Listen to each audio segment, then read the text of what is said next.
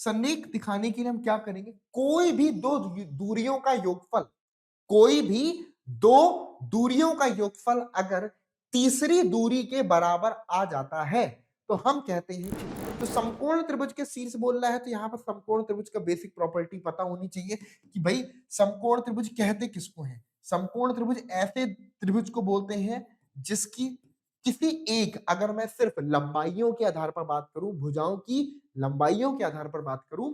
Hello everyone, कैसे हैं आप लोग? आई होप एकदम बढ़िया होंगे, शानदार होंगे और जबरदस्त होंगे। मैं आपका मैथ्स मेंटर, मैथ्स गुरु अक्षय अग्रवाल एक बार फिर से आप सभी के सामने आ चुका हूं क्लास 11th का एक और वन शॉट लेक्चर लेकर के, जिसमें हम एक ही वीडियो के अंदर इस छोटे से चैप्टर को, जो कि क्लास 11th का हम कह सकते हैं कि सबसे छोटे चैप्टर्स में से एक है, ठीक है, क्योंकि इसका जो बिगर वर्जन है, इसकी जो बिगर पिक्चर है, वो हम क्लास 12th में जाकर के मतलब पढ़ते हैं, ठीक है। मतलब 3D ज्योमेट्री का बेसिक कुछ कुछ चीजें जो कोऑर्डिनेट ज्योमेट्री 2D ज्योमेट्री से बिल्कुल ही कनेक्टेड है। ऐसा लगेगा नहीं कि आपको 3D ज्योमेट्री पढ़ रहा हूं, आपको लगेगा कि यार मैं तो 2D ज्योमेट्री पढ़ रहा हूँ, क्योंकि सारे के सारे फॉर्मूले पूरे के पूरे 2D ज्योमेट्री वाले ही यूज होते हैं। बस एडिशनल एक कोऑर्डिनेट यहाँ पर और ऐड हो जाता है, ठीक है।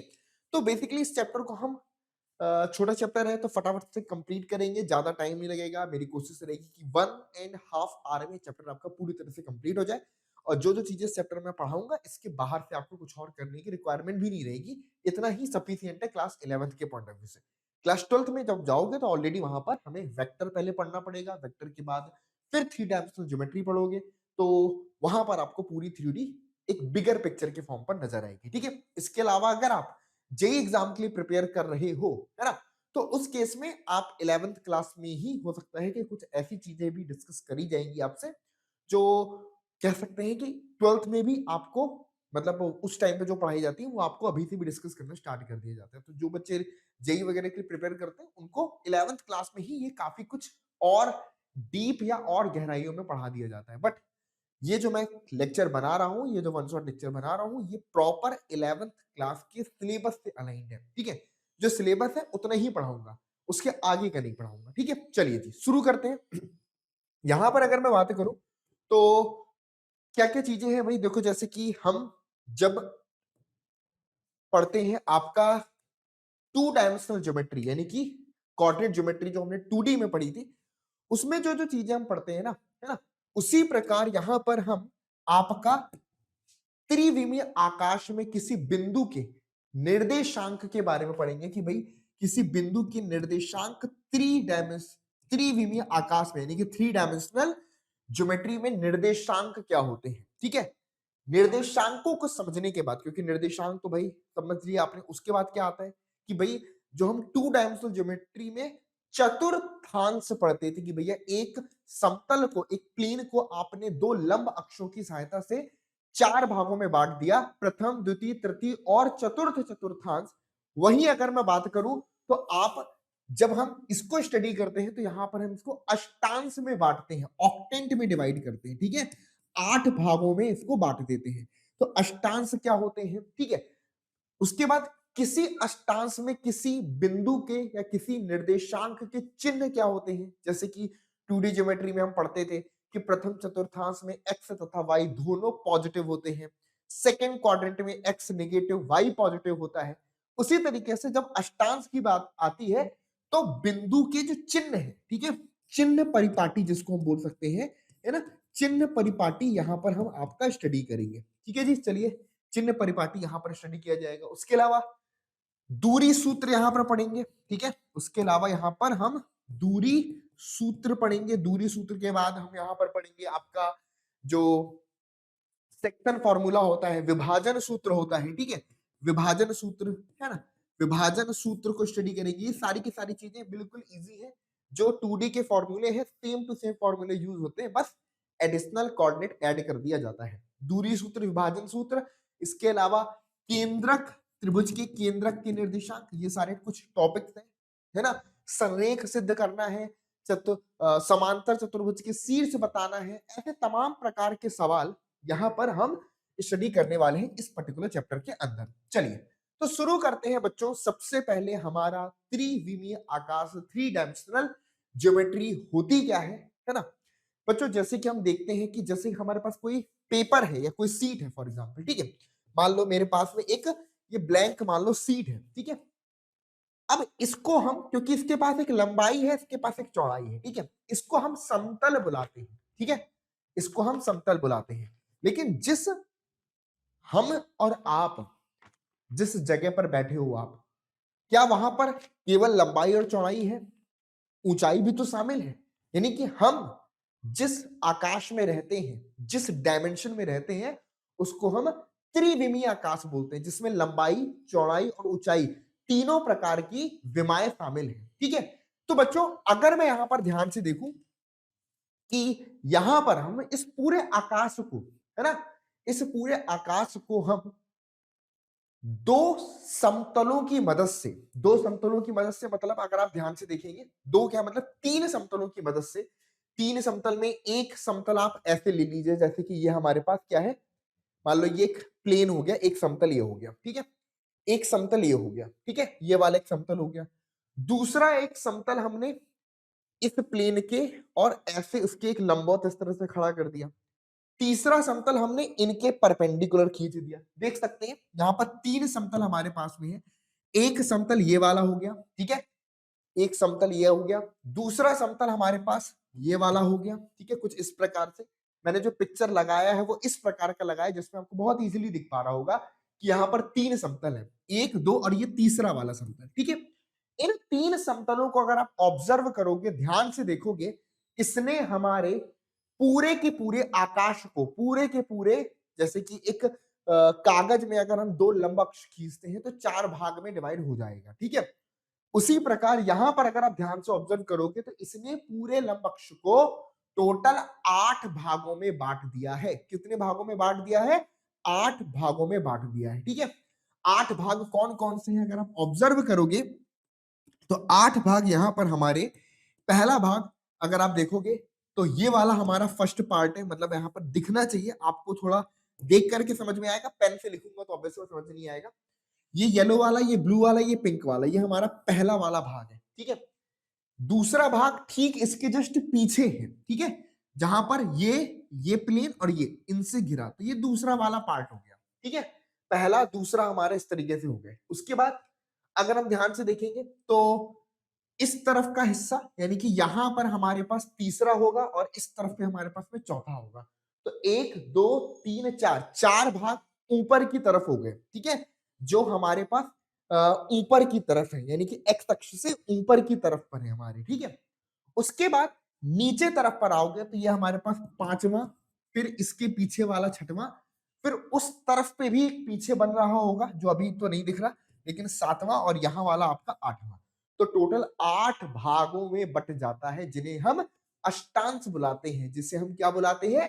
अष्टांश बुलाते हैं, है ना। ऑक्टेंट, हिंदी में इसी को हम आपका ऑक्टेंट बोलते हैं। यहां तक क्लियर हो गया? तो ये चीज जो हम पढ़ने वाले हैं, यही चीज आपको अब बताती है कि भाई चिन्ह क्या होंगे। प्रथम अष्टांश में क्या चिन्ह होगा, द्वितीय अष्टांश में जो भी हम कोऑर्डिनेट लेंगे या निर्देशांक लेंगे उनके चिन्ह क्या होंगे, तृतीय अष्टांश में जो भी कोऑर्डिनेट लेंगे उनके चिन्ह क्या होंगे। तो इन सारी की सारी चीजों को यहां पर हम आपका फिर स्टडी करते हैं। यहां तक सबको क्लियर हो गया है? कोई डाउट?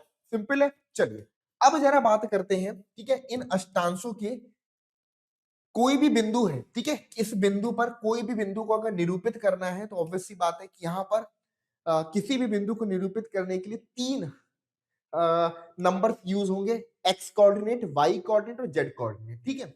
जहां पर एक्स और वाई क्या दर्शाएगा कि भाई क्षैतिज और क्षैतिज मतलब क्षैतिज तल पर, है ना, क्षैतिज तल पर पोजीशन होगा, और जो जेड कोऑर्डिनेट है वो उसकी ऊंचाई को दर्शाएगा। जेड कोऑर्डिनेट उसकी ऊंचाई को दर्शाएगा, ठीक है। तो हम यहां पर अगर ऑब्जर्व करें तो किसी भी बिंदु को a, b, c से निरूपित करते हैं, a, b, c से इसको निरूपित करते हैं, जहां पर ये दूरी a है, ये दूरी b है और ये ऊंचाई आपके पास में c के बराबर है, ठीक है। और अगर हम इन सबको आपस में कुछ इस तरीके से देखें तो ये एक प्रकार का क्या बोल सकते हैं, एक घनाभ का रूप है ना। इसलिए इसको हम ये भी बोलते हैं कि भाई ये जो ज्यामिति है ना, ये आपके पास एक बोल सकते हैं कि घनाभ के तरीके से भी इसको हम स्टडी कर सकते हैं। जैसे कि आप ये देख सकते हैं कि आपका कमरा है, है ना, आप अपने कमरे पर देखोगे तो कमरे का जो दीवार का किनारा है ना, कमरे की दीवार का जो किनारा है, अगर आप ऑब्जर्व करेंगे, ठीक है, अगर आप अपने घर की दीवारों को देखेंगे तो कमरे की दीवारों में कुछ इस प्रकार से आपको देखने को मिल रहा है, ठीक है। ये एक आपकी दीवार है, ठीक है, ये एक आपकी दूसरी दीवार है ना, और ये यहाँ पर हमारे पास कुछ इस प्रकार से है, मतलब मैं अगर सही तरीके से ड्रॉ कर पा रहा हूँ, ठीक है। तो मतलब आप देख सकते हैं कुल मिलाकर के जो कमरा है वो भी एक प्रकार से 3 तलों से मिलकर के बना है। देख पा रहे होंगे 3 तल हैं, एक नीचे का तल, एक बायां तल, एक दायां तल, है ना? तो कुल मिला के 3 तलों से मिलकर के आपका रूम भी, आपका कक्ष भी बना है, ठीक है? तो इसलिए कमरा किस शेप का होता है? कमरा हमारे पास घनाभ के शेप का होता है। तो हम यहाँ पर इसको एक घनाभ के रूप में भी स्टडी कर पाते हैं कि ये जो बिंदु P है, ये इस घनाभ पर, है ना? इस घनाभ पर LBH लंबाई, चौड़ाई, ऊंचाई वाले किसी घनाभ पर स्थित कोई बिंदु है, कोई पॉइंट है, जिसको हम P से प्रदर्शित कर देते हैं, ठीक है जी। तो ये हमारे पास इस प्रकार किसी भी बिंदु के निर्देशांकों को निरूपित करने का तरीका होता है, ठीक है।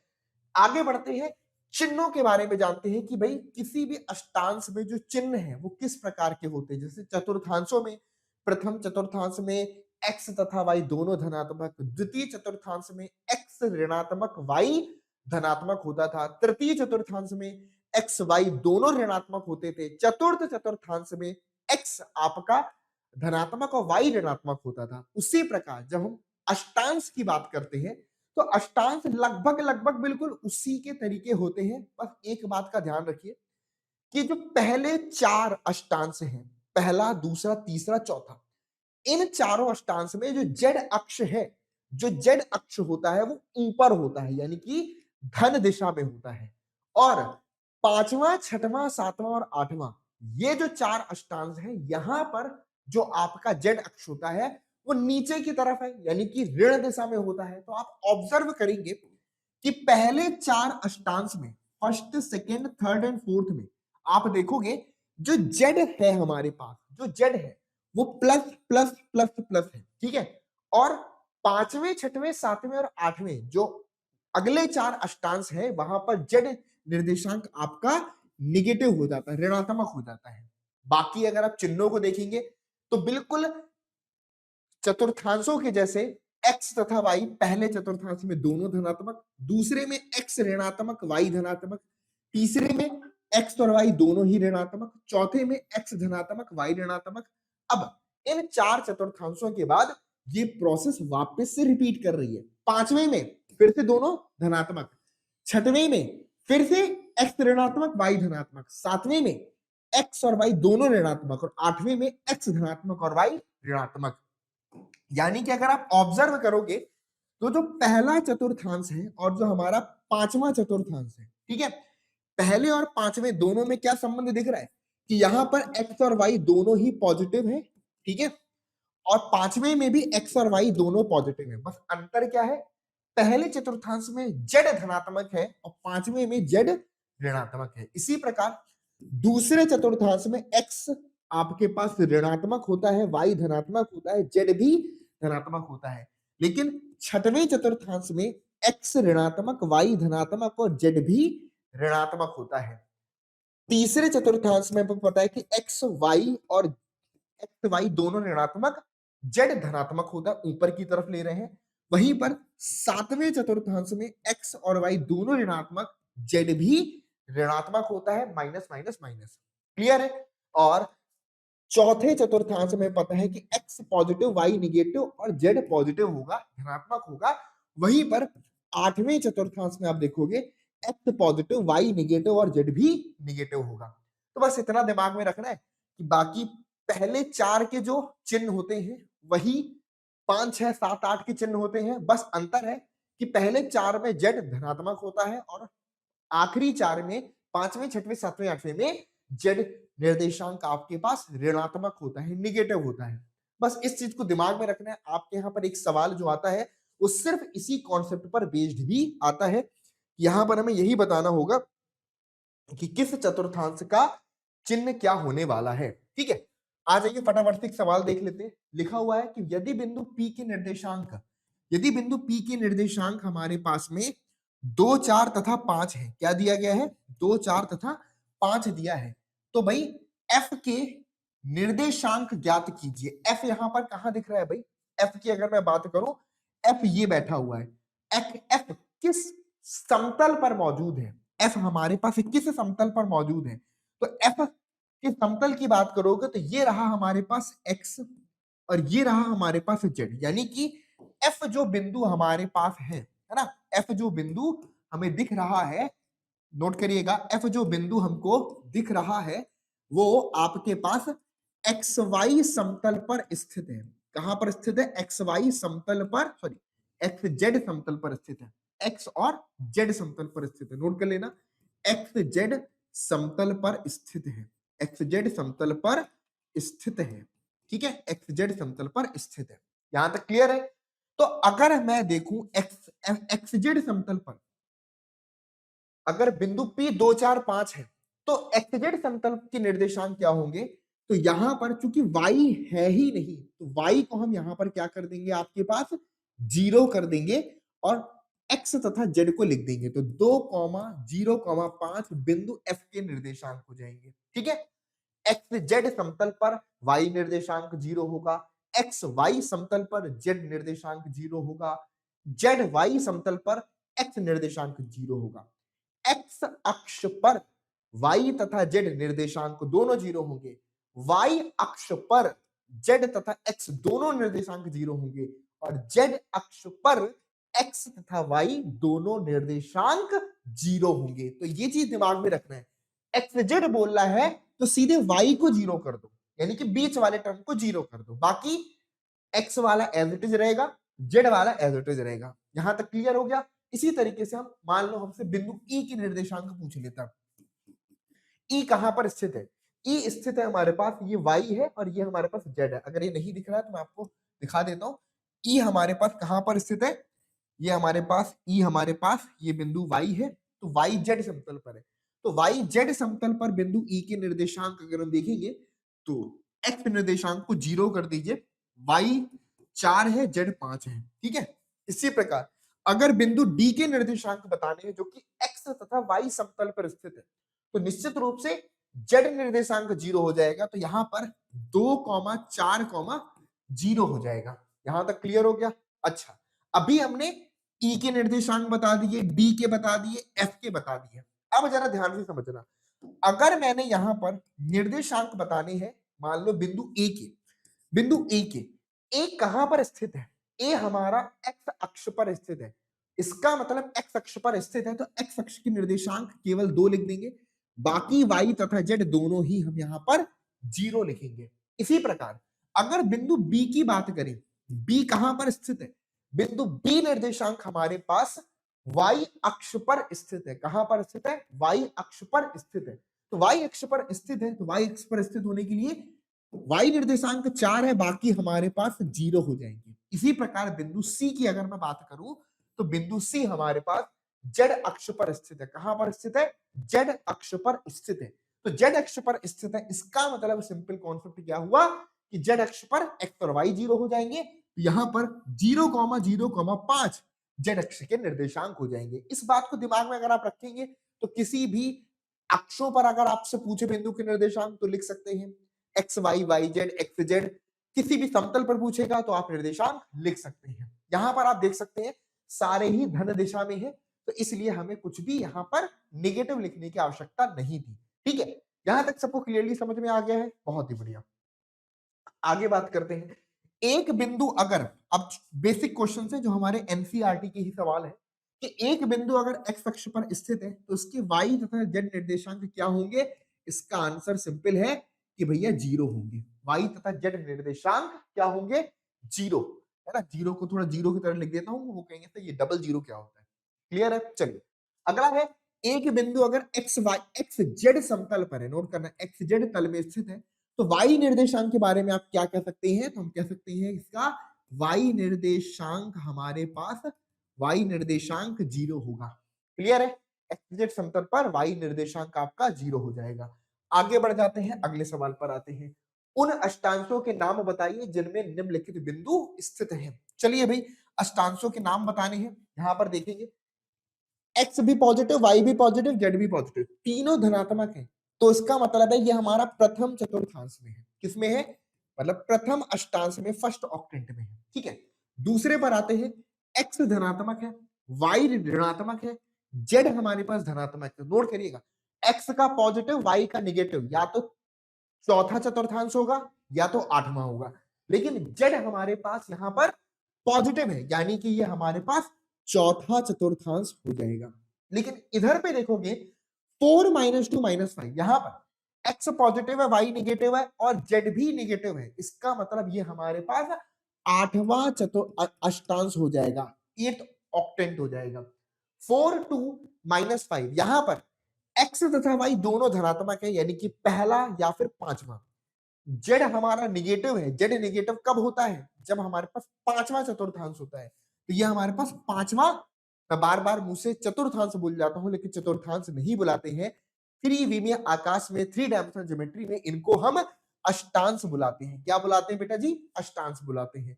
दिमाग में रखिएगा, त्रिविमीय आकाश में इनको हम अष्टांश बुलाते हैं। -4 2 -5 की अगर हम बात करें तो एक्स ऋणात्मक है, वाई धनात्मक है, जेड ऋणात्मक है, यानी कि दो ही पॉसिबिलिटी है, द्वितीय अष्टांश होगा या फिर छठवां अष्टांश होगा। ठीक है, क्योंकि दूसरे और छठवें में हमें पता है कि भाई एक्स निगेटिव, वाई पॉजिटिव होता है, लेकिन जेड भी निगेटिव है। इसका मतलब ये हमारे पास छठवां अष्टांश होगा, यानी कि this is the 6th octant, छठवां अष्टांश। एक्स निगेटिव है, वाई पॉजिटिव है, ठीक है, जेड भी पॉजिटिव है, यानी कि सिंपली हमारे पास दूसरा अष्टांश होगा। -3 -1 6, एक्स तथा वाई दोनों निगेटिव, यानी कि तीसरा या सातवां।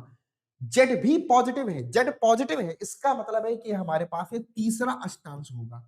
और x negative, y negative, z negative, तीनों ही निगेटिव हैं, इसका मतलब ये हमारे पास सातवां अष्टांश होगा। तो इस प्रकार से हम किसी भी अष्टांश को निरूपित कर सकते हैं। दिमाग में सिर्फ और सिर्फ हमें ये दिमाग में होना चाहिए, जो अभी हमने यहां पर पढ़ा कि पहले 4 में जेड पॉजिटिव है, अगले 4 में जेड निगेटिव है। अगर जेड निगेटिव दिख रहा है तो पांचवां, छठवां, सातवां, आठवां में से देखोगे। अगर जेड पॉजिटिव दिख रहा है तो पहले, दूसरे, तीसरे, चौथे में से ही आपको उत्तर करना होगा। इतनी सी बात दिमाग में रखोगे तो सवाल सारे हल हो जाएंगे। आगे बढ़ते हैं। एक्स अक्ष और वाई अक्ष दोनों एक साथ मिलकर एक तल बनाते हैं। उस तल को हम एक्स वाई तल कहते हैं, जो एक्स और वाई से मिलकर के बनता है।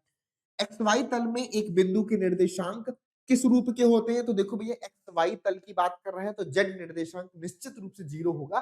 तो लिख देते हैं a, b, में 0 इस रूप में होते हैं। जेड को 0 लिख दिया है। निर्देशांक तल अंतरिक्ष को कितने अष्टांश में, अपने आप अष्टांश बोल रहा है, मतलब कि भैया 8 भागों में, 8 अष्टांशों में विभाजित करते हैं। ये बेसिक एनसीईआरटी की क्वेश्चन यहां तक आपके हो गए। ठीक है, चलिए अब बात करते हैं दो बिंदुओं के बीच की दूरी बताना। जैसे कि मैंने बोला कि भाई सिंपल कॉन्सेप्ट है, यहां पर आपको कोई बहुत ज्यादा अलग से कुछ नया पढ़ने की रिक्वायरमेंट ही नहीं है। अगर एक बिंदु, नोट करिएगा, एक बिंदु P है जिसकी निर्देशांक x1, y1 तथा z1 है, ठीक है, और एक दूसरा बिंदु अगर हमने मान लो यहां पर ले लिया है Q, जिसके निर्देशांक x2, में y2, में आपके पास में z2 है।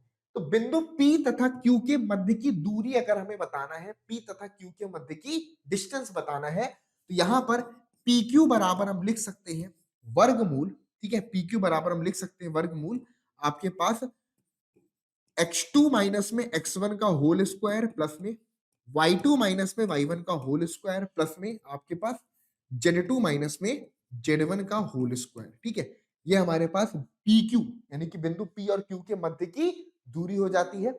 यहां पर अगर आप देखेंगे कि जब कोऑर्डिनेट ज्योमेट्री 2 डायमेंशन में पढ़ते थे, द्विविमीय ज्यामिति पढ़ते थे, तो वहां पर सिर्फ x2 माइनस x1 और y2 माइनस y1 होता था।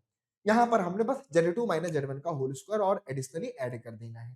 ठीक है, तो ये दो बिंदुओं के बीच की दूरी का सूत्र होता है। आई बात समझ में? किसी को कोई डाउट? चलिए, ठीक है, इतना क्लियर है, इसमें किसी को कोई डाउट होगा नहीं, बस आपको सीधे फॉर्मूला रखना है, बिंदु की दूरी निकाल लेनी है। ठीक है, एक बार मैं चेक कर लेता हूं क्या यहाँ पर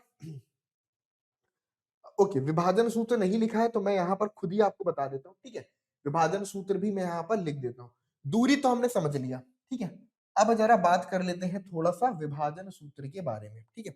विभाजन सूत्र अंतः विभाजन चाहे बाह्य विभाजन जो भी हो सेम तरीके से हम निकाल सकते हैं, ठीक है। चलिए अगला सूत्र हमारे पास में आएगा जो हम जरूरत पड़ सकती है कई जगहों पर, जिसको हम बोलते हैं विभाजन सूत्र। विभाजन सूत्र क्या है भाई, कि अगर कोई बिंदु P है और कोई बिंदु हमारे पास Q है, अगर हम यहां से बोले कि भाई PQ को कोई बिंदु, तीसरा बिंदु R है, तीसरा बिंदु R है जो मान लो M तथा N के अनुपात में बांटता है। बिंदु P के निर्देशांक x1, y1 तथा z1 है और बिंदु Q के निर्देशांक हमारे पास x2, कॉमा में y2, कॉमा में आपके पास z2 है। तो बिंदु R के निर्देशांक क्या होंगे, x, y, z। यहां पर विभाजन सूत्र दो प्रकार से लिखते हैं।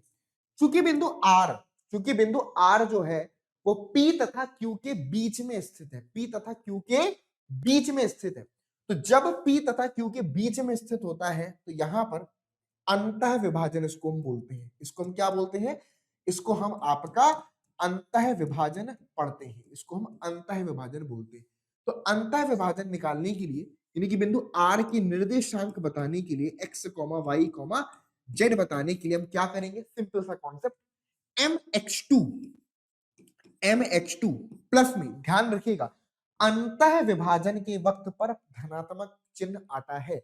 mx2 प्लस में आपके पास nx1 बटे में आपके पास यहां पर m प्लस में n होगा, कॉमा में m y2 प्लस में n y1 बटे में आपके पास m प्लस में n होगा, कॉमा में m z2 प्लस में आपके पास n z1, m z2 plus में n z1 बटे में आपके पास m प्लस n होगा।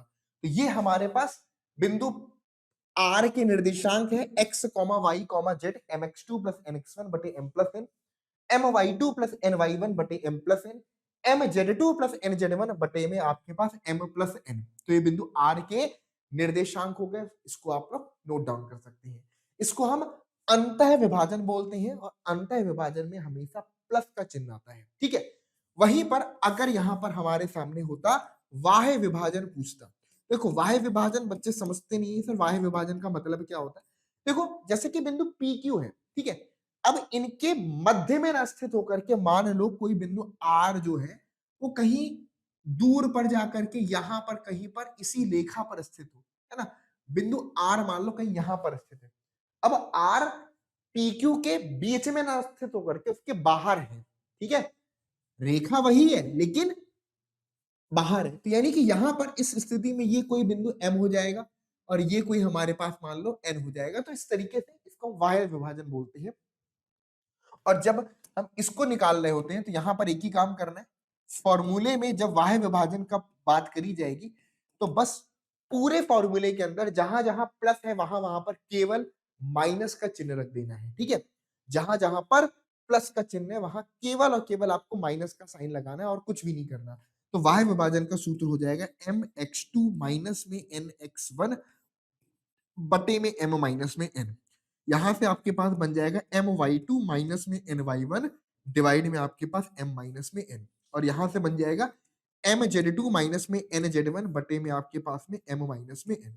तो ये हमारे पास r x, y, z बाह्य विभाजन के लिए बनता है, ये अंतः विभाजन के लिए बनता है। दोनों सूत्र काफी ज्यादा काम के हैं, आपको कहीं भी यूज में आ सकते हैं, ठीक है। नोट कर लीजिएगा ये हमारे पास विभाजन सूत्र है, क्लियर है। एक सूत्र जो और है वो है त्रिभुज के केंद्रक के निर्देशांक, वो भी बता देता हूं, ठीक है। अभी इतना ही बताऊंगा क्योंकि अभी इसके अलावा ऐसा नहीं कि बहुत सारी चीजें और भी हैं, ठीक है, बट मैंने बोला कि मैं अभी आपको सिर्फ उतनी ही चीजें बताऊंगा इस वन शॉट लेक्चर के अंदर जो कि 11th क्लास के अंदर सिलेबस में है, ठीक है। अदर कॉम्पिटिटिव एग्जाम्स के सिलेबस में कुछ और चीजें भी इंक्लूडेड होती हैं। जेईई के पर्सपेक्टिव से अगर आप देखोगे तो और बहुत सारी चीजें आपको अलग से पढ़नी पड़ती हैं, लेकिन इस जो कि हमारा बोल सकते हैं कि जो अभी हमारा इस चैनल पर प्रॉपर मोटो है वो ये है कि हम 11th class 10th class boards के पॉइंट ऑफ व्यू से परफेक्ट कंटेंट आप तक पहुंचाएं, ठीक है। तो अभी वो मोटिव है, आने वाले समय पर अगर हमारा चीजें बेटर होती हैं, आप लोग का सपोर्ट बहुत अच्छा होता है तो हो सकता है कि आपको इस चैनल पर कॉम्पिटिटिव एग्जाम्स जेईई और नीट के पॉइंट ऑफ व्यू से भी चीजें बेहतर देखने को मिल सकती हैं, ठीक है। लेकिन अभी तो हम आपको बोर्ड्स के पॉइंट ऑफ व्यू से ही चीजें बता रहे हैं, ठीक है। अगर मैं यहां से बात करूं, विभाजन सूत्र तो हो गया, त्रिभुज का केंद्रक के निर्देशांक भी आपसे पूछ सकता है, ठीक है। त्रिभुज के केंद्रक के निर्देशांक भी पूछ सकता है। मान लो आपके पास कोई बिंदु ए है, कोई बिंदु बी है, कोई बिंदु सी है। अब ध्यान से समझिएगा, ये जो त्रिभुज है ये किसी समतल पर ना स्थित होकर के ये किसी आकाश में, किसी प्लेन पर स्थित हो सकता है, ठीक है। तो बिंदु ए के निर्देशांक मान लेते हैं x1 कॉमा में y1 कॉमा में आपके पास में z1 है। बिंदु बी के निर्देशांक मान लेते हैं x2 कॉमा में y2 कॉमा में z2 है।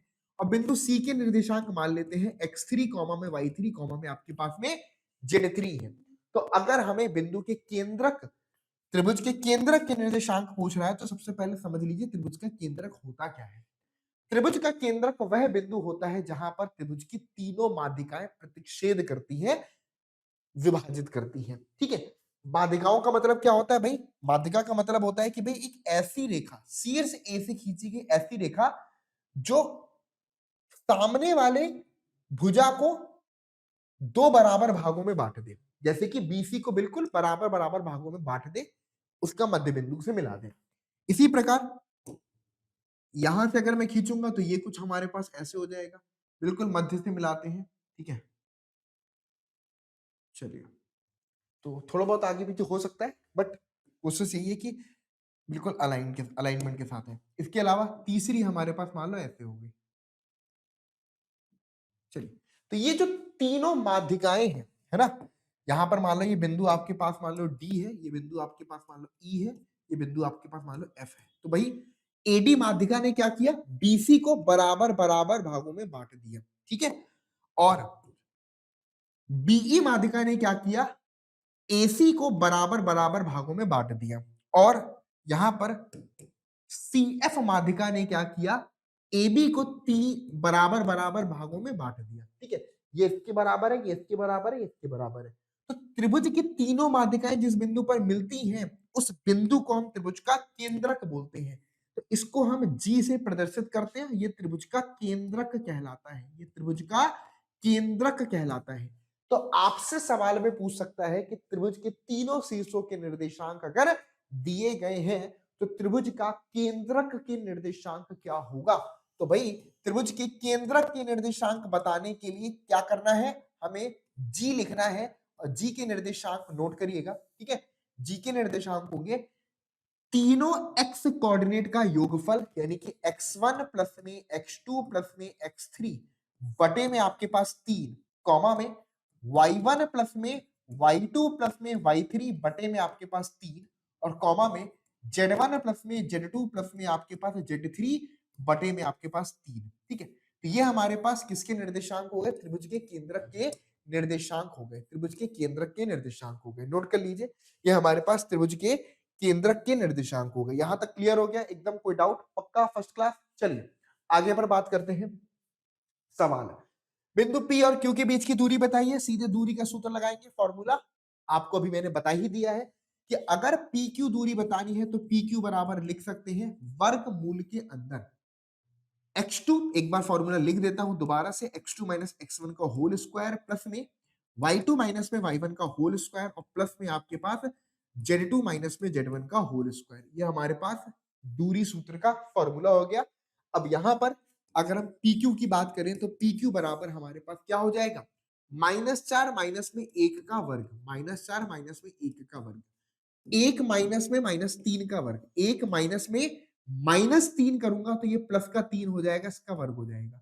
फिर 2 में से हम किसको घटाएंगे? 2 में से 4 को घटाएंगे, तो 2 माइनस में 4 का वर्ग, वर्ग कर रहे हैं तो ऑब्वियस सी बात है -4 -1 -5, -5 का वर्ग आपके पास में 25 आएगा। 3 प्लस 1 4, 4 का वर्ग आपके पास में 16 आएगा। 2 माइनस 4 आपके पास बना माइनस का 2, -2 का वर्ग आपके पास में 4 आएगा।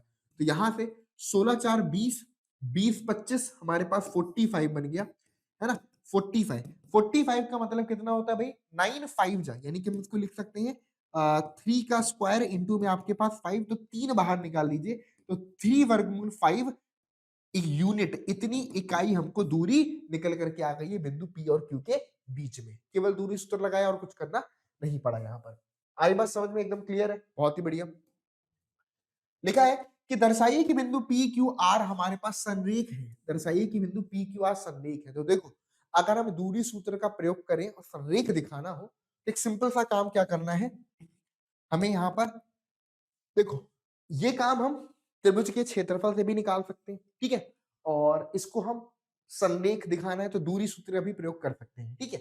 तो संरेख दिखाने के लिए हम क्या करेंगे, कोई भी दो दूरियों का योगफल, कोई भी दो दूरियों का योगफल अगर तीसरी दूरी के बराबर आ जाता है तो हम कहते हैं कि वह तीन बिंदु आपस में संरेख होंगे। दिमाग में रखिएगा, कोई भी दो दूरियों का योगफल अगर तीसरी दूरी के बराबर आ जाता है तो हम कहते हैं कि वो तीनों बिंदु संरेख होंगे। क्या बात है, पेन मेरा अपने आप हाथ से छूट करके कहीं भागना चाह रहा है, तो भाई पेन को बचाना पड़ेगा। आ जाइए जरा ध्यान से समझते हैं। तो अगर मैं बिंदु PQ की दूरी निकालता हूं, अब मैं सीधे फॉर्मूला नहीं लिखूंगा, डायरेक्ट लिख देता हूं, एक माइनस में माइनस दो यानी कि पता एक प्लस तीन, तीन का वर्ग बना, ठीक है, दो में से तीन गए माइनस के एक, माइनस के एक बना हमारे पास एक, तीन में से पांच गए माइनस का दो, माइनस दो का वर्ग आपके पास बना चार, तो कुल मिलाकर के बनेगा चार, ऐसा देख लो ना, नौ चार 13, नौ चार 13 और एक 14 यानी कि √14 बना। This is √14 PQ and QR की अगर मैं बात करूं तो QR डिस्टेंस हमारे पास कितनी हो जाएगी, Q इंटू QR, यानी कि 7 माइनस एक ये बना 6 का वर्ग, 0 माइनस 2 यानी कि बना आपके पास 2 का स्क्वायर, -1 -3 यानी कि बना आपके पास 4 का square, this will become 6 square is equal to 36 plus में 4 प्लस में आपके पास 16, what we will get 36 plus 4 आपके पास बना 40 40 10 50 56, ये हमारे पास बना 56। आई बात समझ में, ठीक है, 56 56 किसके बराबर होगा, तो ये हमारे पास होता है अगर हम बात करें 7 इंटू में 2 इंटू में 2 इंटू में 2, है ना, 7 56 होता है, यहां से हम इसको लिख सकते हैं क्या, 7 2 14, ओके, और ये एक 2 बाहर आ गया यहां से, तो 2√14 इसको हम लिख सकते हैं, क्या लिख सकते हैं, 2√14 लिख सकते हैं, ठीक है। चलिए इसके बाद हमारे पास नेक्स्ट होता है हमारे पास P इंटू में R, तो अगर मैं P इंटू आर का मतलब PR डिस्टेंस की बात कर रहा हूं मैं, P इंटू आर नहीं बोल रहा, तो PR दूरी हमारे पास क्या हो जाएगी, 7 में से माइनस का माइनस 2 यानी कि आपके पास बना 9, ये बना 9 का स्क्वायर, 0 माइनस 3 यानी कि कुल मिला के 3 का स्क्वायर लिखूंगा, -1 -5 मतलब माइनस का 6, माइनस 6 का वर्ग आपके पास 6 का स्क्वायर के बराबर ही है, तो this will become 81, this will become 9, this will become 36, what we will get 81 plus 9 आपके पास कितना हो गया, दिस विल बिकम 90, 90 प्लस 36 आपके पास बन गया 126, दिस इज 126, 126 के अगर आप फैक्टर्स करोगे, ठीक है, तो 126 के फैक्टर्स बन जाएंगे 2 छंग 12, 2 तिहाई 6, फिर 3 दूनी 6 और 3 एकम 3, फिर 3 सत्ते 21, फिर 7 बन जा 7, तो दिस इज इक्वल टू हम बोल सकते हैं 3√14 के बराबर, ये हमारे पास 3√14 के बराबर हो गया। अब आप खुद देख सकते हैं कि PQ प्लस QR बराबर में PR है, ठीक है, हम देख सकते हैं यहां पर कि सिंस PQ प्लस में QR इज इक्वल टू आपके पास PR, इसका मतलब ये हुआ यह तीनों बिंदु आपस में संरेख है, अतः अतः बिंदु PQ तथा R लिख सकते हैं, अतः बिंदु PQ तथा R, PQ तथा R तीनों बिंदु आपस में संरेख होंगे, क्या होंगे, तीनों बिंदु आपस में संरेख होंगे यानी कि कोलिनियर होंगे। यहां तक सबको समझ में आ गया, किसी को कोई डाउट, एकदम क्लियर। चलिए अगले सवाल की तरफ बढ़ते हैं, क्या बिंदु A 3 6 9, ठीक है, और उसके बाद 10 20 30 और 25 -41 5 एक समकोण त्रिभुज के शीर्ष है, तो समकोण त्रिभुज के शीर्ष बोल रहा है, तो यहाँ पर समकोण त्रिभुज का बेसिक प्रॉपर्टी पता होनी चाहिए कि भाई समकोण त्रिभुज कहते किसको हैं, समकोण त्रिभुज ऐसे त्रिभुज को बोलते हैं जिसकी किसी एक, अगर मैं सिर्फ लंबाइयों के आधार पर बात करूं, भुजाओं की लंबाइयों के आधार पर बात करूं, तो समकोण त्रिभुज ऐसे त्रिभुज को बोलते हैं जिसकी सबसे बड़ी भुजा का वर्ग, यानी कि एक भुजा ऐसी होगी जिसका वर्ग अन्य दो भुजाओं के वर्गों के योगफल के बराबर होता है, यानी कि AB और BC, जिसको हम पाइथागोरस प्रमेय के नाम से भी जानते हैं कि सबसे बड़ी भुजा का वर्ग अन्य दो भुजाओं के वर्गों के योगफल के बराबर होता है, ठीक है। तो बेसिकली अब हम दूरी सूत्र प्रयोग कर रहे हैं, तो ऑब्वियस बात है कि AC AB BC यही चीज हमें कैलकुलेट करना है, और AC AB BC बस तीनों चीजों को अच्छे तरीके से यहाँ पर कैलकुलेट करेंगे तो हमें निकल करके आ जाएगा। तो फटाफट से एक बार पॉइंट देख लेते हैं। ए सी, पहले तो ए सी कैलकुलेट कर लो। मतलब देखो यहाँ पर अब जरूरी नहीं है कि ए सी ए बी बी सी यही संतुष्ट करता हो, ये कोई जरूरी नहीं है, ठीक है। ऐसा क्यों? क्योंकि हो सकता है कि जो हमारे पास बिंदु है उसमें से कोई बड़ी भुजा कोई और हो, है ना। हमने यहां पर एसी लिखा है, जरूरी थोड़ी है कि इन तीनों बिंदुओं से बड़ी भुजा एसी ही बने, कोई जरूरी नहीं है। तो इसलिए हम क्या करेंगे, हम बस ये देखेंगे कि किसी एक भुजा का वर्ग अन्य दो भुजाओं के वर्गों के योग के बराबर हो, और कुछ नहीं देखना, ठीक है। वहीं से हम समकोण त्रिभुज को समझा परिभाषित कर सकते हैं, समकोण त्रिभुज को बोल सकते हैं। चलिए, तो यहां पर हमने क्या किया, अलग अलग दूरी का प्रयोग किया, ठीक है। तो यहां पर हमारे पास मान लो ए बी है, तो ए बी का वर्ग सीधे लिखूंगा मैं, ए बी नहीं निकालूंगा, मैं ए बी का वर्ग निकालूंगा। ए बी का वर्ग निकालना ज्यादा आसान होगा मेरे लिए। कैसे? 10 में से 3 का अंतर करोगे तो कितना आएगा, 7 का स्क्वायर। 20 में से 6 का अंतर करोगे तो बनेगा 14 का स्क्वायर। 30 में से 9 का अंतर करूंगा तो आपके पास बन जाएगा हमारे पास 21 का स्क्वायर। तो ये बन जाएगा 7 का स्क्वायर हमारे पास 7 बन जाएगा। 14 का स्क्वायर हमारे पास क्या बनेगा, प्लस में 196 बन जाएगा। 21 का स्क्वायर हमारे पास 441 बनेगा। तो बस इसको थोड़ा सा अच्छे तरीके से लिख लेते हैं, और कुछ भी नहीं है। तो 441, 14 का स्क्वायर 196, 7 का स्क्वायर 49, ऐड कर लो। 6 प्लस 1 7, 9 प्लस 7 आपके पास 16 बनेगा, तो कैरी आया हमारे पास 1। उसके बाद 9 प्लस 4 13, 13 13 13 4 17, 17 और 1 18, 18 हासिल लगी, एक और एक। उसके बाद 4 1 5, 5 बना, 5 5 5 और 1 6, 686 बना ए बी का स्क्वायर, ठीक है। इसके बाद हम बीसी स्क्वायर की बात कर लेते हैं। बीसी स्क्वायर की बात कर लेते हैं, तो बीसी क्या बनेगा, 25 में से 10 का अंतर 15 का वर्ग बनेगा, -41 -20, थोड़ा सा ध्यान से समझिएगा। -41 माइनस में 20 यानी कि बनेगा माइनस में 61, यानी कि एक तरह से 61 का स्क्वायर बन जाएगा। 5 और 30 कितना बनेगा, 25। तो ये हमारे पास बन जाएगा 25 का स्क्वायर। ये तो काफी बड़ा नंबर निकल करके आ रहा है, कोई बात नहीं, ठीक है। तो यहां से हमारे पास 15 का वर्ग बनेगा 225, ठीक है।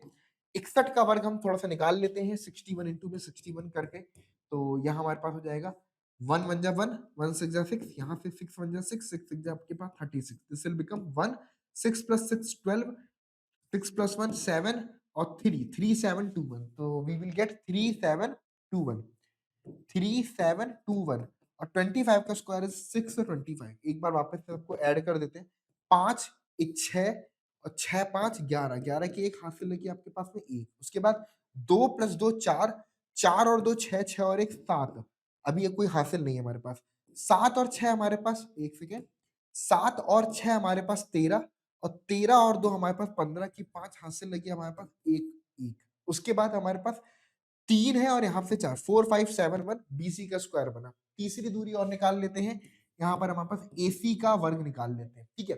एसी का वर्ग कितना बन जाएगा, 25 में से 3, यानी कि 25 में से 3 माइनस करोगे तो आपके पास बन जाएगा 22। तो यहाँ से बनेगा 22 का स्क्वायर। उसके बाद -41 है और -6 कितना बन जाएगा, माइनस में 47, यानी कि 47 का स्क्वायर बन जाएगा। उसके बाद 5 में से 9 घटाए तो आपके पास बन जाएगा 4 का स्क्वायर। यहाँ से कैलकुलेट कर लेते हैं, तो 22 का स्क्वायर होता है हमारे पास 484, ठीक है ना। 2 दूनी 4, ठीक है, सही है। नहीं, 441 तो ठीक है, 484 ही होगा, ठीक है। हाँ जी सही तो है। 22 गुणे में 22 तो बना 2 दूनी 4, 2 दूनी 4, फिर यहाँ पे 2 दूनी 4, 2 दूनी 484, बिल्कुल सही, ठीक है। तो दिस इज 484। 47 का स्क्वायर अगर हम यहाँ से करेंगे तो 47 इंटू में 47 कर दीजिए। तो यहाँ से 7 7 49 हासिल लगी आपके पास में 4। और यहाँ से नोट कर लीजिए यहाँ से पहले तो, चलिए। तो यहाँ पर 4571 बन जाएगा, और उधर से 484 ये बन गया। 47 का स्क्वायर 7 7 जा 49, और 7 7 जा 49 बना। तो यहाँ से 7 7 जा 49, 9 में 49 में यहाँ से 9 आएगा, कैरी आएगा आपके पास में 4। 7 4 जा 28, 28 प्लस में 4 कितना होगा, 28 4 32, 329, ठीक है। 28 4 32, 329 हो जाएगा। उसके बाद 4 7 जा 28, कैरी है हमारे पास 2, और 4 4 जा 16 प्लस 2 हमारे पास 18, तो ये बन जाएगा 9 और 8 प्लस 2 आपके पास क्या ये हमारे पास जो हमें चाहिए वो बन रहा है? देखते हैं एक बार, ठीक है। 8 प्लस 2 10, कैरी आया 1, ठीक है। और 8 2 10 11 1 12, ठीक है। तो दिस इज 9 8 2 10 8 3 8 2 10 11 1 12 और 12 1 1 2, यहाँ से 2209 बन जाएगा, ठीक है। दिस इज 2209 एंड ठीक है, मुझे थोड़ा सा लग रहा है यहाँ से ये कुछ पॉइंट्स एक बार चेक कर लेता हूँ, is the all the points are सही और नॉट, कुछ मुझे गड़बड़ तो नहीं है। ओके ओके ठीक है, मैंने क्वेश्चन चेक कर लिया, क्वेश्चन में कोई गलती नहीं है, क्वेश्चन परफेक्ट है, ठीक है।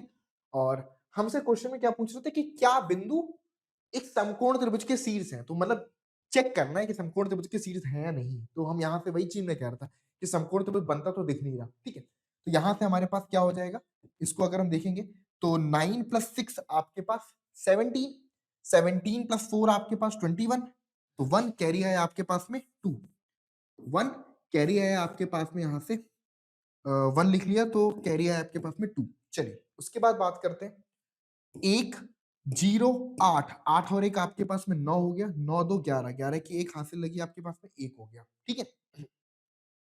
हासिल लगी आपके पास में 1 हो गया। उसके बाद यहाँ से 2 और 4 6 6 6 6 1 7, ठीक है।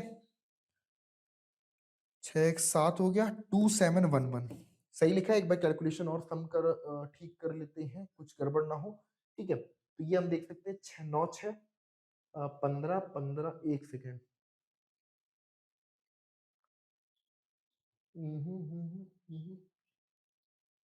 ठीक है। यहाँ पर सम गलत लिखा ना मैंने, रुक जाओ रुक जाओ रुक जाओ, उसको ठीक कर लो,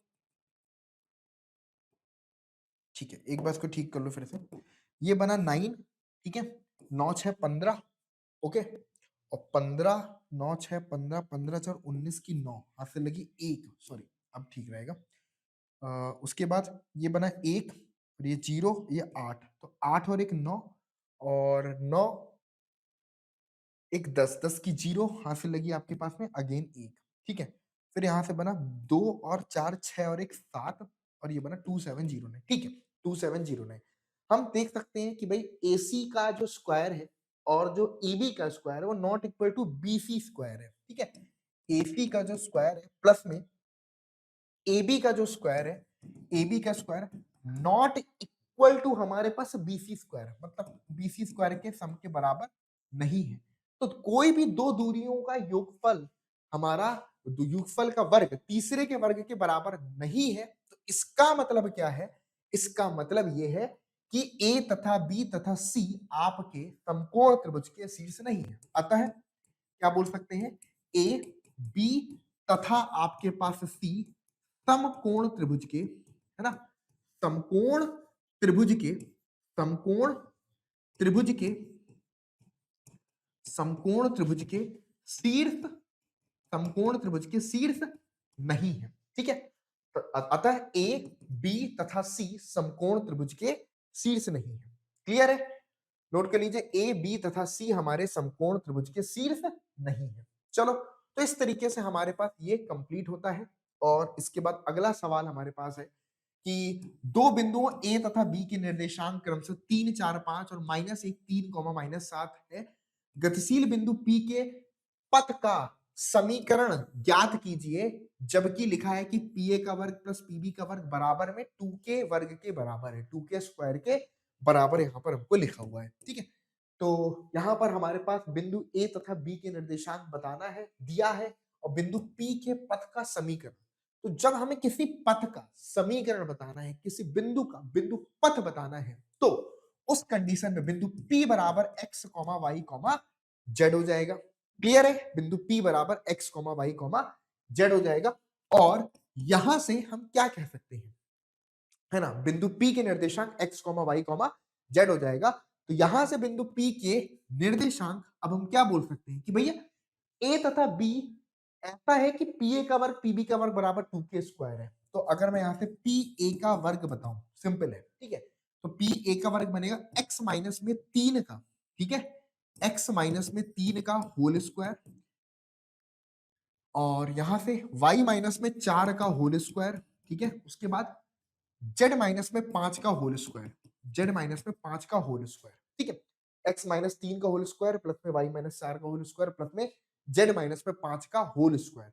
what we will get, x minus 3 का होल स्क्वायर, x का स्क्वायर आपके पास ये हो गया 2ab माइनस में 3 दूनी 6x प्लस में आपके पास 9 है, उसके बाद यहां से बन जाएगा आपके पास वाई स्क्वायर, और 4 का वर्ग आपके पास 4 दूनी 8 माइनस में 8y, 4 का वर्ग आपके पास में 16 प्लस में ये बन जाएगा आपके पास जेड स्क्वायर, और माइनस में आपके पास 10 टाइम्स ऑफ जेड प्लस में 5 का वर्ग होल स्क्वायर हमारे पास 25। ठीक है, यहां तक कोई दिक्कत है?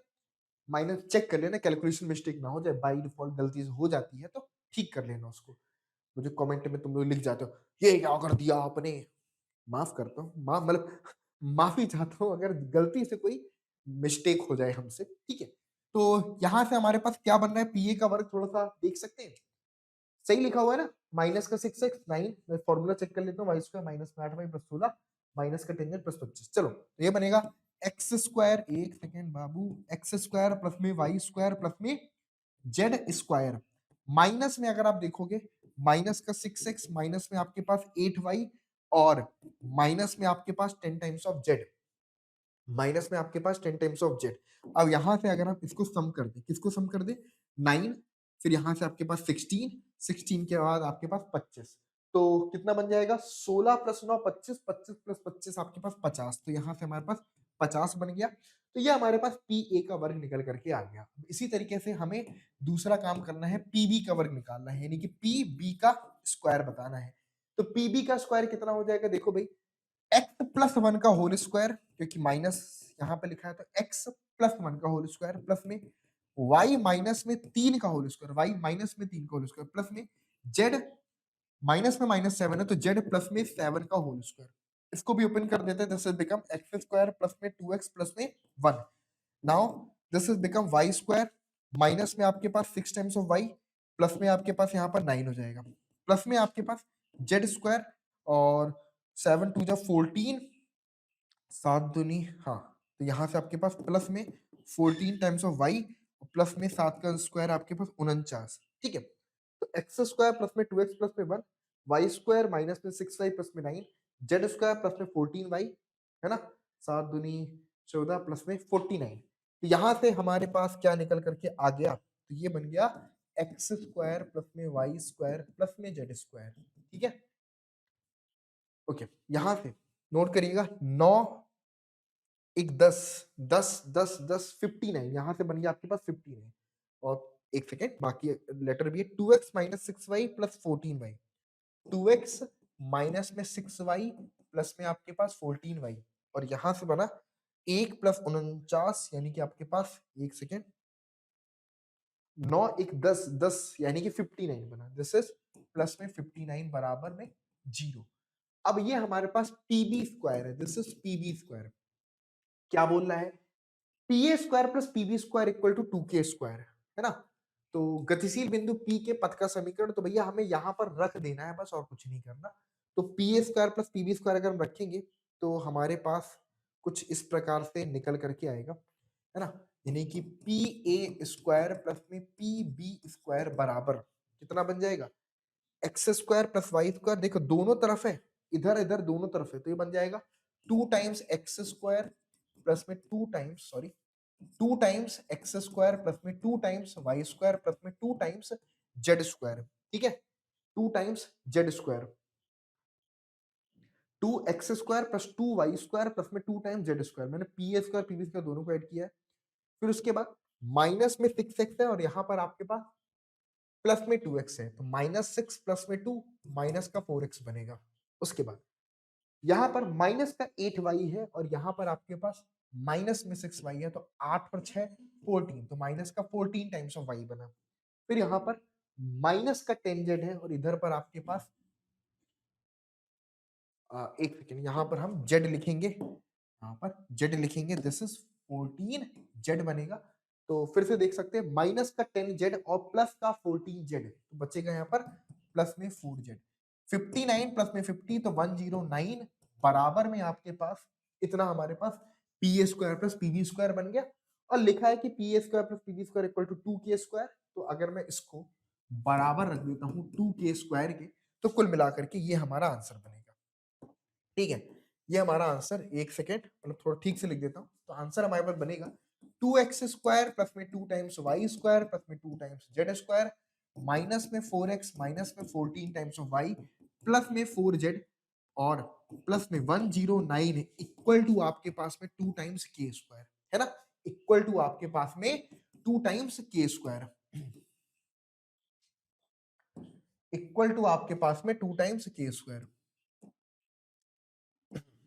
ठीक है, इक्वल टू आपके पास में 2 टाइम्स के स्क्वायर। डन, क्लियर है। चलिए, ये हमारे पास बिंदु पथ यहां से निकल करके आ जाएगा। ठीक है, तो ये एक सवाल हमारा इससे रिलेटेड बन सकता है। अगला क्वेश्चन है, ऐसे बिंदुओं के समुच्चय का समीकरण ज्ञात कीजिए जो बिंदु 1 2 3 और 3 2 माइनस 1 से सम दूरस्थ हैं, बराबर दूरी पर हैं। तो मान लो कोई बिंदु आपके पास P है ना, मान लेते हैं कि माना बिंदु P के निर्देशांक x, y, z है तथा हमें दिया है कि बिंदु P जो है, मान लो ये कोई बिंदु A है और ये बिंदु B है। ठीक है, मान लो इसको हमने A बोल दिया 1 2 एंड 3 और इसको हमने B बोल दिया 3 2 और माइनस में 1। ठीक है, तो हमें मान लो दिया है कि जो PA है वो आपके पास में PB के बराबर है, यानी कि हम ये भी बोल सकते हैं कि PA का जो वर्ग होगा वो भी PB के वर्ग के बराबर। वर्ग करने से सवाल हल करना थोड़ा ज्यादा आसान होता है ना, क्योंकि वो रूट रूट हट जाता है तो आप लेफ्ट राइट इजीली लेकर के चले जाओगे। रूट लगा होगा तो कहां से लेकर के जाओगे, तो जब भी वर्गमूल लगा हो दोनों पक्षों में तो सवाल को स्क्वायर करके ही सॉल्व करना चाहिए। तो अगर PA बराबर PB है तो PA का वर्ग बराबर में PB का वर्ग हो जाएगा और यहां से, ठीक है, यहां से आपके पास क्या हो जाएगा, बस सॉल्व कर लो यहां से।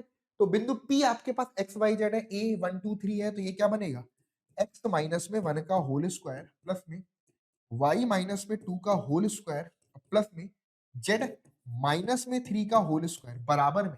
ठीक है, और ये हो गया। अब पीबी की बात करूंगा तो पीबी बनेगा हमारे पास x माइनस में 3 का होल स्क्वायर, y माइनस में 2 का होल स्क्वायर और z प्लस 1 का होल स्क्वायर, z प्लस में 1 का होल स्क्वायर। डन, यहां से अगर हम इसको सॉल्व कर देते हैं तो this is become x square minus में 2x प्लस में 1 and this is become y square minus में आपके पास 4 टाइम्स ऑफ y प्लस में आपके पास 4 एंड प्लस में z स्क्वायर माइनस में आपके पास 6z प्लस में आपके पास 9 बराबर में एक्स स्क्वायर माइनस में आपके पास 6x प्लस में आपके पास 9 और यहां से वाई स्क्वायर माइनस में आपके पास 4y प्लस में आपके पास 4 प्लस में आपके पास जेड स्क्वायर प्लस में आपके पास 2z प्लस में आपके पास 1। ठीक है, तो यहां से ध्यान से देखोगे तो सारे पद में से एक्स स्क्वायर बराबर एक्स स्क्वायर कट रहा है, वाई स्क्वायर बराबर वाई स्क्वायर से कट रहा है, जेड स्क्वायर हमारा जेड स्क्वायर से कट रहा है। बाकी टर्म्स को अगर ध्यान से देखोगे तो ये माइनस का 6x इधर ले आओ तो प्लस का 6x माइनस का 2x बचेगा। ठीक है, फिर यहां से माइनस का 4y इधर ले आओ तो प्लस का 4y और माइनस का 4y यहाँ पर पहले से है।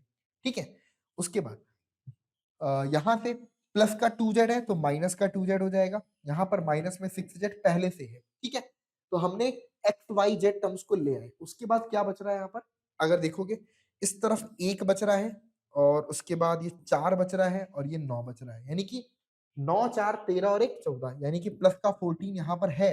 इधर देखोगे ये 9 बचा, ये 4 बचा और ये हमारे पास 13 बचा, सॉरी 9 4 13 1 14, तो यहाँ से इधर वाला माइनस का 14 आ जाएगा तो ये भी खत्म। तो बेसिकली हमारे पास बचा क्या, ये कैंसिल आउट हो गया, ये भी कैंसिल आउट हो गया।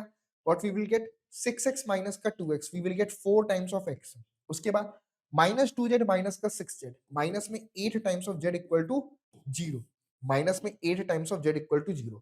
तो 4x माइनस में 8z, 4x माइनस में 8z की वैल्यू हमको 0 निकल करके आएगी। ठीक है, 4x माइनस में 8z की वैल्यू हमको 0 निकल करके आएगी। Is it clear, 4x minus में 8z इक्वल टू 0, है ना, 4x माइनस में 8z इक्वल टू 0। तो दिस इज द आंसर और आप चाहो तो उसमें से 4 कॉमन ले लोगे तो x minus 2z equal to 0 भी लिख सकते हैं, यानी कि इसका आंसर हम x माइनस में 2z इक्वल टू 0 भी लिख सकते हैं, ये भी आंसर हमारा सही है। ठीक है, तो इस तरीके से ये वाला सवाल हमारा कंप्लीट होता है।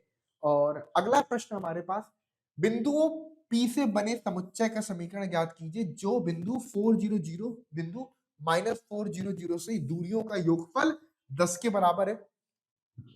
तो कोई बिंदु P ले लिया यहाँ पर, बिंदु P हमने x, y, z ले लिया। फिर बोला है A तथा B से दूरियों का योगफल। A हमारे पास में दिया है 4,0,0 और B हमारे सामने दिया हुआ है -4,0,0।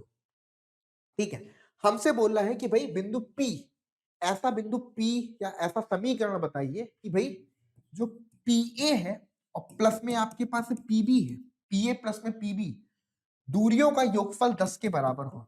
अब यहाँ पर थोड़ा सा ऑब्जर्व करना, ऐसा मत सोच लेना कि PA प्लस PB 10 है तो PA square plus PB square 100 होगा, ऐसी गलती मत कर देना। यहाँ पर हमें PA प्लस PB बराबर 10 लिखना है, बस इतना दिमाग में रखना। ठीक है, तो सबसे पहले अगर मैं बिंदु से PA निकालूंगा तो PA क्या हो जाएगा, ये बन जाएगा 4 माइनस में x का होल स्क्वायर, या ऐसे भी बोल सकता हूँ दिस इज x माइनस में 4 का होल स्क्वायर, PA बराबर x माइनस में 4 का होल स्क्वायर। ओके, और अगर मैं यहाँ से PB निकालूंगा तो PB हमारे पास कितना हो जाएगा, अच्छा देखना, PA बराबर ये वर्गमूल, PB बराबर वर्गमूल, जब PA PB लिख रहे हो तो वर्गमूल लगाओ, स्क्वायर लिखो तो सीधे डायरेक्ट लिख सकते हो। PB बराबर x प्लस में 4 का whole square, this is x plus में 4 का होल स्क्वायर। अब ध्यान से समझना, यहां से PA आएगा हमारे पास x माइनस में 4 और यहां से हमारे पास PB आएगा आपके पास x प्लस में 4 के बराबर। थोड़ा सा अगर हम ऑब्जर्व करें, क्योंकि दूरी हम हमेशा पॉजिटिव लेते हैं, इसलिए PA मैंने एब्सोल्यूट ही वैल्यू यहां से हम लेते हैं। ठीक है, अब PA प्लस PB यहां से अगर हम देखें तो क्या लिख सकते हैं, दोनों को जोड़ दोगे तो यहां से हम बोल सकते हैं कि 2x बराबर में, ठीक है, देखो मेरा मानना है यहां पर हम दोनों चीजें लिख सकते हैं, PA बराबर, चलो ऐसे भी लिख देता हूं, तो PA बराबर हमारे पास x प्लस एक्स 2x और PA प्लस PB बराबर हमारे पास कितना है, नोट करिएगा, यहां से अगर मैं लिखूं कि PA plus PB this is x minus 4 plus में x प्लस 4 बराबर में आपके पास 10, तो यहां से ये हमारे पास कैंसिल आउट, तो एक तो बचा कि 2x बराबर में आपके पास 10 है, तो x का मान यहां से आपके पास में 5 आता है। थोड़ा सा केयरफुल, क्या केयरफुल होना है भाई, अब जरूरी थोड़ी कि x का मान केवल ही 5 हो, x का मान जरूरी नहीं है कि केवल 5 ही हो, है ना, x का मान 5 ही हो ऐसा कोई जरूरी नहीं है, यानी कि PA हमारे पास अगर हम देखें तो रूट में x माइनस 4 है, प्लस माइनस में लिख सकते हैं। ठीक है, यहाँ से इसको हम प्लस माइनस में x माइनस 4 और यहाँ से हम प्लस माइनस में x प्लस 4 लिख सकते हैं। ठीक है, ओके जी, ओके जी, ओके ओके जी, अगर दोनों को नेगेटिव ले लेंगे तो यहाँ से बनेगा माइनस एक्स, तब भी PA प्लस PB, x बराबर 5 और -5, अच्छा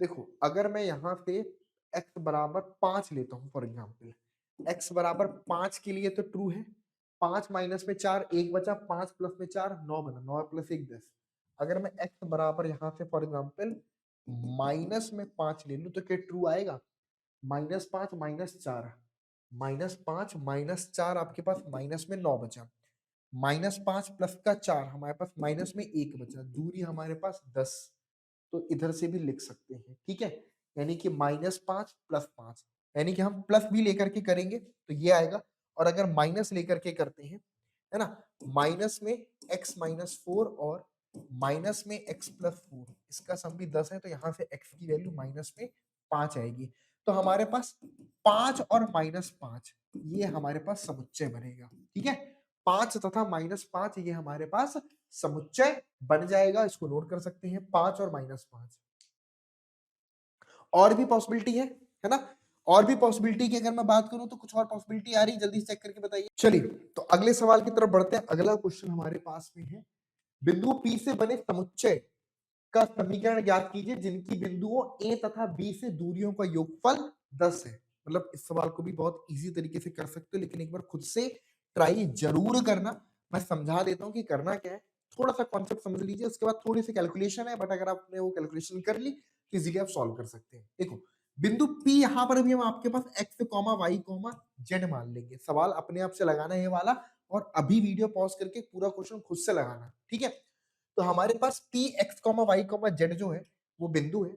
अगर मैं यहाँ से PA कैलकुलेट करूंगा तो PA बराबर हो जाएगा हमारे पास x माइनस में 4 का होल स्क्वायर, और यहाँ से y का होल स्क्वायर प्लस में z का होल स्क्वायर, ठीक है। यहाँ पर थोड़ा कंफ्यूज मत होना, ये z है और ये स्क्वायर है, ठीक है, z का होल स्क्वायर, ठीक है, क्योंकि y और z जीरो है।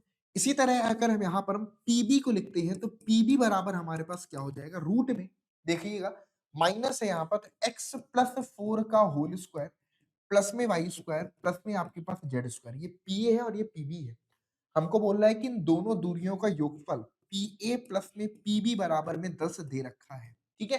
अब इसको सॉल्व करने के लिए ऐसा नहीं है कि हम दोनों साइड पर स्क्वायर कर देंगे, जी नहीं भाई, हम ऐसे लिख सकते हैं कि पीए बराबर में 10 माइनस में पीबी लिख सकते हैं। यानी कि हम इसको ऐसे लिख सकते हैं कि भैया रूट में x माइनस में 4 का होल स्क्वायर प्लस में वाई स्क्वायर और प्लस में आपके पास जेड स्क्वायर बराबर में 10 माइनस में पीबी, दैट इज रूट में x प्लस 4 का होल स्क्वायर प्लस में आपके पास में वाई स्क्वायर प्लस में आपके पास में जेड स्क्वायर, ठीक है।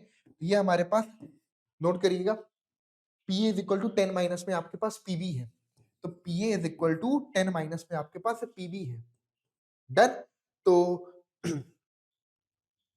पीए इज इक्वल टू आपके पास 10 माइनस में आपके पास पीबी है। अब मैं दोनों साइड का वर्ग कर दूंगा, है ना। अब यहां पर हम दोनों पक्षों का वर्ग करेंगे, दोनों पक्षों का वर्ग करने पर, अब दोनों पक्षों का वर्ग करेंगे तो ये बनेगा x माइनस में 4 का होल स्क्वायर प्लस में वाई स्क्वायर प्लस में जेड स्क्वायर बराबर में, यहां से देखिएगा 10 माइनस में, अब ये रूट के अंदर लिखा हुआ है x प्लस 4 का होल स्क्वायर प्लस में वाई स्क्वायर और प्लस में जेड स्क्वायर, इस पूरे का स्क्वायर। अब ये ओपन हो जाएगा कुछ ऐसा, मतलब इसको अगर मैं नेक्स्ट स्लाइड में लिखूं तो ये बनेगा आपके पास कुछ इस तरीके से एक्स स्क्वायर, और माइनस में 4 है तो यानी कि बनेगा माइनस में आपके पास 8x प्लस में आपके पास 16 प्लस में वाई स्क्वायर प्लस में जेड स्क्वायर, और यहां पर देखिएगा ये बन जाएगा आपके पास इस टर्म का दाएं पक्ष का अगर मैं वर्ग करूंगा तो ये बनेगा 10 का वर्ग आपके पास पहले तो बनेगा यहाँ पर 16, 10 का वर्ग आपके पास बनेगा 100, उसके बाद इस पक्ष का वर्ग बनेगा प्लस में आपके पास ये पूरा, यानी कि x प्लस 4 का होल स्क्वायर, x प्लस 4 का होल स्क्वायर प्लस में आपके पास वाई स्क्वायर प्लस में आपके पास जेड स्क्वायर, ये मतलब कि ये पूरे टर्म का स्क्वायर हो गया।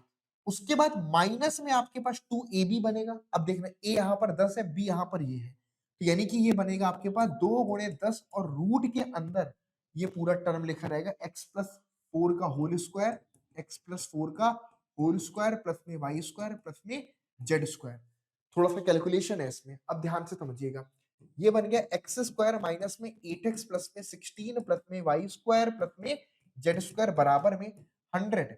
यहां पर ओपन करोगे तो बन जाएगा एक्स स्क्वायर प्लस में 8x, ठीक है, प्लस में आपके पास 16, यहाँ से वाई स्क्वायर प्लस में जेड स्क्वायर माइनस में 10 दूनी 20 और रूट के अंदर x प्लस 4 का होल स्क्वायर प्लस में वाई स्क्वायर प्लस में जेड स्क्वायर।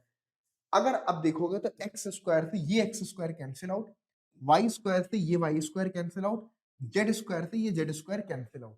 तो हमारे पास क्या बचा, इस तरफ पे बचा माइनस में 8x प्लस में 16, यहां पर बचा आपके पास, ठीक है, इक्वल टू है, यहां पर बचा 100 प्लस में 8x प्लस में आपके पास 16। अच्छा जी, 16 से 16 भी तो कट रहा है, 16 से 16 को भी कैंसिल आउट कर सकते हैं। ध्यान से समझोगे अगर, तो हम लिख सकते हैं इस पक्ष को, या प्लस के 8x को इधर ले आओ तो माइनस में हमारे पास बचेगा माइनस का 16x बराबर, माइनस में 16x बराबर माइनस में 20 और गुणे में x प्लस 4 का वर्ग प्लस में y का वर्ग प्लस में z का वर्ग।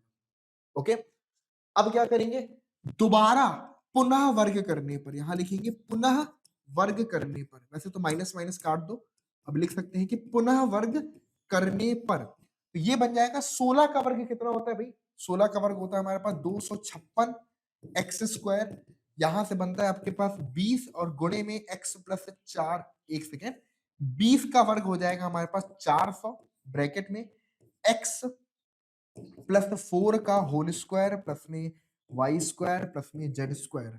ठीक है, अब ये सारी वैल्यूज को अगर आप रखोगे तो हमको एक्स वाई जेड के टर्म्स में नोट कर सकते हैं, एक्स वाई जेड के टर्म्स में हमको एक इक्वेशन यहां पर मिल जाएगा।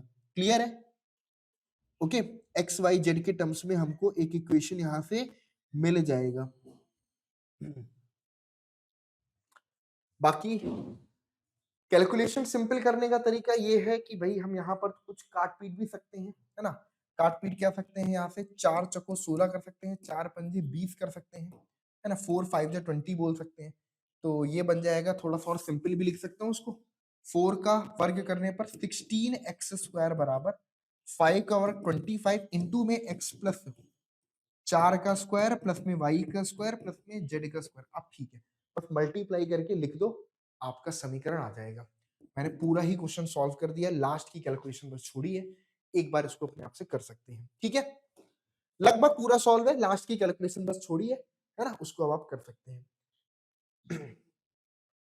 अगला सवाल हमारे पास है, यदि त्रिभुज पी क्यू आर का केंद्रक मूल बिंदु है, नोट करिएगा, पी क्यू आर का केंद्रक जी के निर्देशांक हमारे पास 0,0,0 है और शीर्ष ए पी क्यू आर के हमको दिए गए हैं, तो ए बी सी का मान बताइए। देखो, त्रिभुज के केंद्रक के निर्देशांक होते हैं तीनों एक्स निर्देशांकों का योगफल, यानी कि 2a माइनस में 4 प्लस में 8 बटे में आपके पास 3 कॉमा में, फिर ये 2 प्लस में 3b, 2 प्लस में आपके पास 3b और यहां से आपके पास प्लस में 14 बटे में आपके पास 3 और फिर उसके बाद आपके पास में है यहाँ पर 6 और यहां से 6 6 माइनस में आपके पास 10। नोट करिएगा, यहाँ पे कॉमा होना चाहिए ना। ठीक है, ठीक है, 2a 2 6 minus 4 minus 3b minus 10, सही लिखा है ना। एक बार चेक कर लो, है ना, मैं भी एक बार ठीक देख लेता हूँ, ऐसा तो नहीं है कि कुछ गलती से भी गड़बड़ लिख दिया हमने। हाँ जी, 3b है और माइनस में 10 है, बिल्कुल सही है, 3b है और माइनस में 10 है। ठीक है, तो कॉमा यहाँ पर लगाना पड़ेगा, यहाँ पे मिसिंग था कॉमा। ठीक है, तो ये बन जाएगा आपके पास 2 प्लस में 3b प्लस में 14 अपॉन 3 और यहां से बनेगा 6 माइनस में 10 और प्लस में आपके पास 2c अपॉन में 3। ठीक है, अब बस बराबर कर दो, यानी कि 2a माइनस 4 प्लस 8 प्लस का 4 बना बटे में 3 बराबर में 0, तो यहां से 2a प्लस 4 बराबर 0, तो a की वैल्यू हमारे पास माइनस में 2 आएगी। कितनी आएगी? माइनस में 2। इधर से ये बना 3b प्लस में 14 प्लस 2 16 बटे में 3 बराबर में 0, है ना, चेक कर लेना। बी के हमारे पास बनेगा 2 प्लस में 3b प्लस में 14, तो 2 प्लस में 3b प्लस में 14। ठीक है, ओके, तो यहां से 3b प्लस में 16, तो यहां से b की वैल्यू माइनस में 16 बटे में 3 बनेगी और यहां से अगर आप देखोगे जेड के कोऑर्डिनेट्स हमारे पास 6 माइनस में 10 प्लस में आपके पास 2c, तो ये बना हमारे पास माइनस में 4 प्लस में 2c बटे में 3 बराबर में 0, तो 2c बराबर यहाँ पे 4 आएगा, तो c की वैल्यू हमारे पास 2 आएगी। ए बी सी निकाल दो। ठीक है, तो ए बी सी यहाँ से हम ऐसे कैलकुलेट कर सकते हैं। सब ठीक लिखा है, कुछ गड़बड़ तो नहीं है। मुझे बी वाला एक बार दोबारा चेक कर लेता हूँ, क्योंकि बाकी तो देखने में ठीक दिख रहा है, बी वाला थोड़ा दुखी दिख रहा है। 2 प्लस में 3b प्लस में 14, ठीक है, 2 प्लस में 3b प्लस में 14, 14 प्लस 2 16, ठीक है, बाकी जो भी है। चलिए, तो इस तरीके से हमारे पास a b तथा c के निर्देशांक आ जाते हैं, क्योंकि g के निर्देशांक 0,0,0 दिया गया था। ठीक है, समांतर चतुर्भुज के 3 शीर्ष a b तथा c हमको दिए हैं, तो चौथे शीर्ष के निर्देशांक ज्ञात कीजिए। सवाल बिल्कुल, हमने ऐसे सवाल 10वीं क्लास में बहुत लगाए हैं कि अगर एक शीर्ष a है, एक b है, एक c है और एक d है, ए के निर्देशांक अगर हमारे पास 3 कॉमा में माइनस 1 कॉमा में आपके पास में 2 है और बी के निर्देशांक हमारे पास 1 कॉमा में 2 कॉमा में माइनस में 4 है और सी के निर्देशांक माइनस 1 कॉमा 1 कॉमा में 2 है और डी के निर्देशांक मान लो एक्स कॉमा में वाई कॉमा में जेड है। हमें ये पता है कि जो बी डी का मध्य बिंदु होगा वही AC का मध्य बिंदु होगा, क्योंकि जो समांतर चतुर्भुज होते हैं उसके विकर्ण समद्विभाजित करते हैं, ठीक है। विकर्ण क्या करते हैं, चित्र में भले ही ना दिख रहा हो लेकिन विकर्ण समद्विभाजित करते हैं। तो AC का मध्य बिंदु क्या आ जाएगा, यहां से अगर मैं सॉल्व करूंगा तो AC का मध्य, AC का मध्य, AC का मध्य बिंदु कि निर्देशांक क्या आएंगे, देखिएगा 3 - 1, 3 - 1 2 बचा, 2/2, यानी कि 3 - 1/2, तो -1 -1 प्लस में 1, x1 + x2/2, y1 + y2/2, z1 + z2/2, ठीक है। ऐसे निकालते हैं ना मध्यबिंदु के निर्देशांक, x1 + x2/2, y1 + y2/2, z1 + z2, यानी कि 2 + 2, 2 प्लस में 2/2। चलिए, इसी तरह अगर मैं BD का मध्य बिंदु निकालूंगा, BD का मध्य बिंदु अगर कैलकुलेट करूंगा तो BD का मध्य बिंदु हो जाएगा x प्लस में 1/2 कॉमा में, y प्लस में 2/2, y प्लस में 2/2, z माइनस में 4 बटे में आपके पास 2। अब जरा ध्यान से देखेंगे तो यहां से 3 में 1 गया, 2/2, यानी कि कितना बचेगा 1, -1 यहाँ से 0 बचेगा, 2 + 2 4/2, यहाँ से 2 बचेगा, बराबर रख सकते हो x + 1/2 को, क्योंकि दोनों के मध्य बिंदु सेम है ना, मध्य बिंदु सेम होंगे तो x + 1/2 को 1 के बराबर रखोगे तो x + 1 = 2, तो x की वैल्यू 1 आ जाएगी, ठीक है। फिर y + 2/2 बराबर 0, तो y + 2/2 बराबर में 0, तो y की वैल्यू -2। उसके बाद z माइनस में 4/2 की वैल्यू 2, तो z -4 बराबर में 4, तो z की वैल्यू हमारे पास में 8 आ जाएगी, ठीक है। तो हमें x y z यहाँ से निकल के आ जाएंगे, बिंदु D के निर्देशांक निकल के आ जाएंगे। तो इस तरीके से ये हमारा समांतर चतुर्भुज का सवाल भी हल होता है, और ये हमारा वन शॉट था पूरे की पूरी त्रिविमीय ज्यामिति का।